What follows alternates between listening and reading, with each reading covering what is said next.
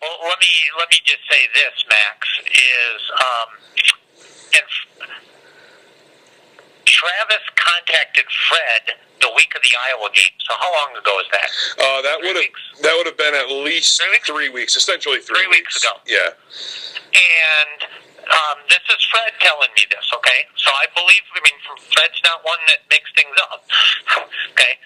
Fred said Travis told him what he was going to write about and told him, whether it was exactly what he wrote or not, but he told him what he was going to write about, and Fred said, Travis, none of that's true. You can't write that.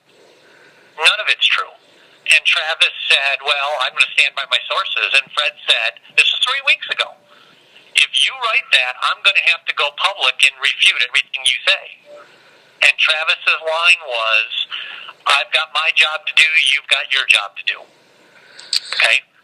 So, if Fred Hoiberg told you 3 weeks ago it wasn't true, doesn't it make you kind of scratch your head and go, gosh, what's the motive to all this? Okay? Now, fast forward, 3 weeks later, okay? On Monday afternoon, he puts in a request to talk to me on Wednesday when he says he has a deadline on Wednesday for his story. So, what would you think if you're me? The story's already written. Yeah, it's written. It's written. And so I'm going to just get, I've been down that path before. People already know what they want to write. They just want to add you to it to make it a better story. So I'm just said I'm not going to participate. But it does make you scratch your head when Fred Hoiberg tells you it's not true, don't print it, and you still go forward with it? And Fred's line was, you have unnamed sources? I'm a source. Source me. Put me in the story. And I think what the story is, I don't have it in front of me, but I think the story says that Fred was not available for comment. That's what it says, yeah. So you can go back and double check. Yeah. Fred was very aware, very available for comment. So, I'm not saying Travis is wrong on the standpoint of if he's writing what his sources said, okay? But it does make you just wonder that Fred tells you it's not accurate and you still proceed with it. And now, because I know what the story was, two of the things were completely inaccurate. Which right? Two were completely inaccurate? That they pay for their home tickets? Not true. Never have. They do not pay for their home tickets. Nobody does. Okay? So that's not even a true statement. And then to say we made them sleep on their luggage, as Fred said today on the radio interview, we checked out of the hotel at noon, the flight was at 6. He said, I took the basketball team and my twins swimming. So, we're talking about a 3 or 4 hour layover that, by the way, the basketball staff chose. I don't have anything to do with that. So, both of those just make you scratch your head. Yeah. And go, those are things that could have easily been verified by talking to people if you really wanted to get the true story.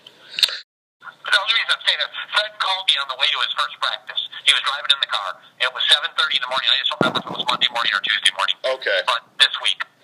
And just said, I'm hearing Travis is going to run this story this week, and I want you to know I talked to him and told him this is wrong. You can't do it. And so Fred just said, I just want you to know, Jamie, that if he runs it, I'm going public, and I'm going to say I'm going to refute the whole story.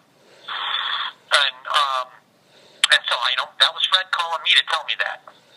So and that's when Fred said I had told him it's not true, and so Max, I don't want to question one's motives because that only adds more to the situation. Sure. But it's puzzling to me because I've kind of viewed Travis as being pretty good at what he does.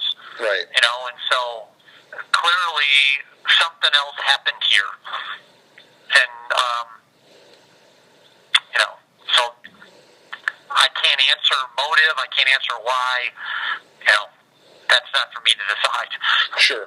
No, absolutely. I feel bad for our fans because people are going to read that story and not hear Fred's interview or not hear my interview and they're going to think it's accurate, right? And that's unfortunate for Iowa State and Iowa State fans.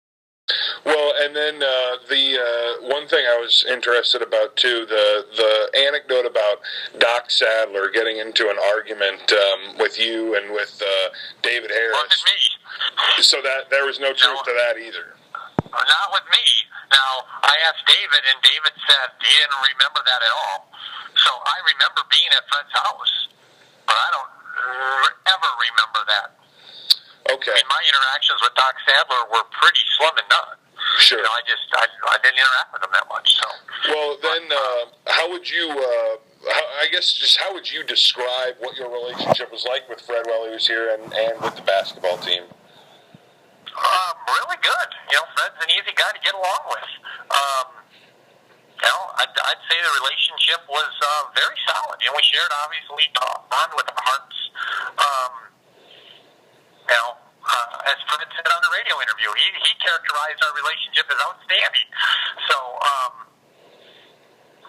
you know, that's why I think Fred and I are both taken back by this.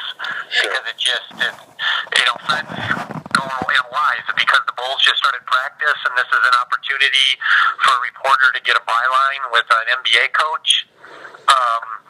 You know, I've got to speak tomorrow at the Cyclone Club luncheon, so with the timing of it today, because I'm speaking tomorrow in the Ames market, I mean, who knows? Yeah. Who knows? But what I do know is there were several significant facts that were inaccurate, that somebody was told they were inaccurate 3 weeks ago, and went with the story anyways. Okay, well, thanks, Jamie.